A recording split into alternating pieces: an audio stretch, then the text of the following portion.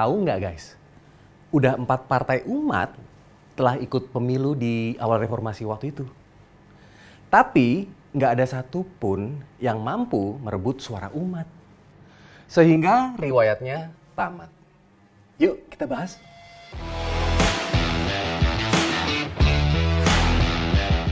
Bermula dari Amin Rais mengumumkan mukadimah Partai Umat pada 1 Oktober 2020 melalui akun resminya di YouTube, guys. Nah, Amin Rais adalah salah satu pendiri atau mantan ketum PAN. Beliau mendirikan partai baru, guys, bernama Partai Umat pada 1 Oktober 2020, guys. Nah, seperti yang gue bilang di awal tadi, sudah 4 partai umat di awal reformasi itu ikut bertanding. Tapi hasilnya zong. Alias nggak dapat dukungan suara dari umat. Nah, dalam sejarah kita, partai-partai Islam bermunculan pada pemilu pertama, guys, yaitu tahun 1955. Namun, pada masa Orde Baru, partai-partai Islam dipaksa berfusi menjadi P3 atau Partai Persatuan Pembangunan.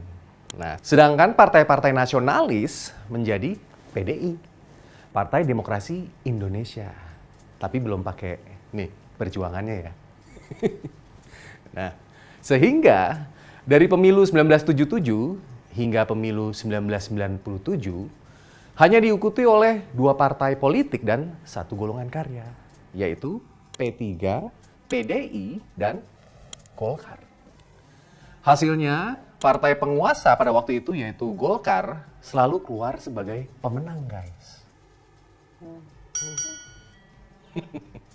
Nah, setelah 3 dekade berkuasa, Orde Baru runtuh oleh gerakan reformasi mahasiswa. Nah, keran demokrasi kembali terbuka, termasuk kebebasan dalam mendirikan partai politik. Alhasil, pemilu pertama di era reformasi, yaitu pada 1999, diikuti oleh 48 parpol. Nah, sejak momentum reformasi 98, bermunculan begitu banyak partai Islam dan partai berbasis Islam. Partai Islam didefinisikan sebagai partai-partai yang secara eksplisit menyebut dirinya sebagai partai Islam, menggunakan azas atau ideologi serta simbol Islam. Di pemilu 99 misalnya, tidak kurang dari 17 partai Islam dan 2 partai berbasis massa Islam ikut meramaikan pemilu. Namun, dari 17 partai Islam peserta pemilu 99, hanya 8 partai yang memperoleh kursi di DPR. Dan dari 8 partai tersebut, hanya P3 yang mampu masuk 5 besar, guys.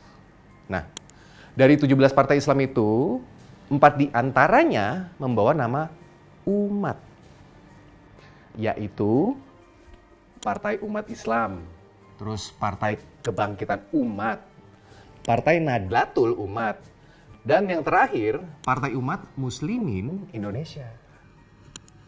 Partai umat pertama adalah Partai Umat Islam, yang dipimpin oleh Profesor Dr. Deliar Nur. Beliau adalah intelektual dan sekaligus politisi, guys.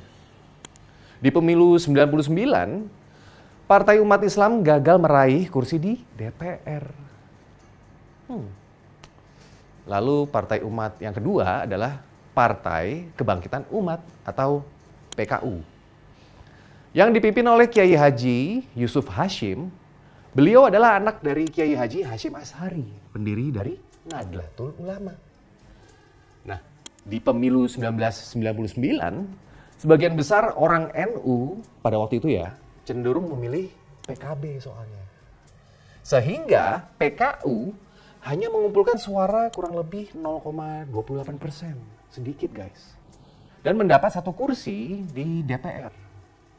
Lalu partai ini pun gagal tampil di pemilu berikutnya. Nah, sekarang yang ketiga ya. Partai umat yang ketiga adalah juga berbasis massa NU ini. Adalah Partai Nahdlatul Umat atau PNU. Yang dipimpin oleh Kiai Haji Syukron Ma'mun. Nah, partai ini berhasil meraih suara kurang lebih 0,64% lah. Atau sekitar 679.000 suara. Dan mendapat 5 kursi di DPR. Not bad.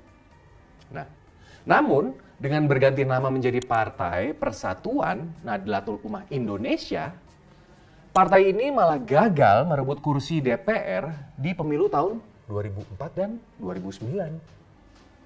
Nah, yang terakhir adalah Partai Umat Muslimin Indonesia atau PUMI.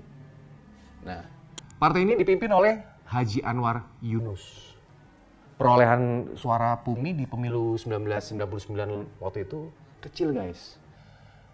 Hanya dapat 0,05%. Beneran?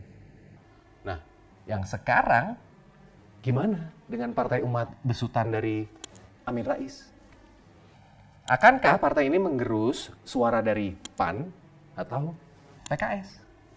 Dan melampaui capaian dari partai-partai umat yang lalu? Penasaran nggak lo?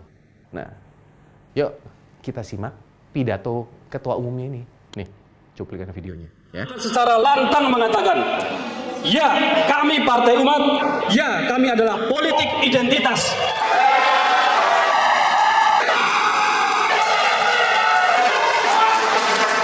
Kita akan jelaskan. Kita akan jelaskan. Tanpa moralitas agama, politik akan kehilangan arah dan terjebak dalam moralitas yang relatif. Nah, kan? Lo udah denger kan? Sekarang lanjut lagi ya. Dengerin lagi nih.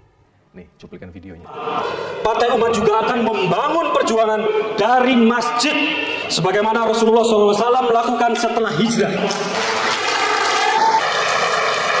Bagi umat Islam, selain tempat ibadah, masjid seharusnya menjadi pusat inkubasi ide dan juga etalase gagasan, menjadi ruang pertemuan pikiran untuk menyusun rencana dan strategi keumatan, dan menjadi titik nol sebuah perjuangan, termasuk di dalamnya jihad politik.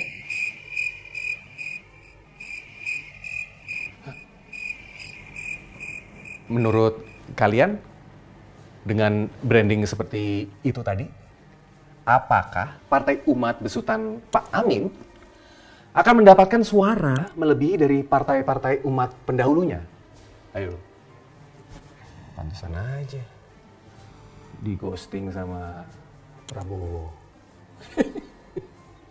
Masa Prabowo mau deket-deket lagi sama mbahnya politik identitas? Ya enggak? Orang doi udah berhasil melepaskan diri dari penghakiman kaum nasionalis. Ya enggak? Ya kan? Mau deket-deket lagi. Nah, terkait isu politik identitas Pilpres lalu. Ayo. Nah, kalau menurut gua sih akan sulit, guys, Partai Umat besutannya Amin Rais untuk lolos ke parlemen. Semoga aja sih.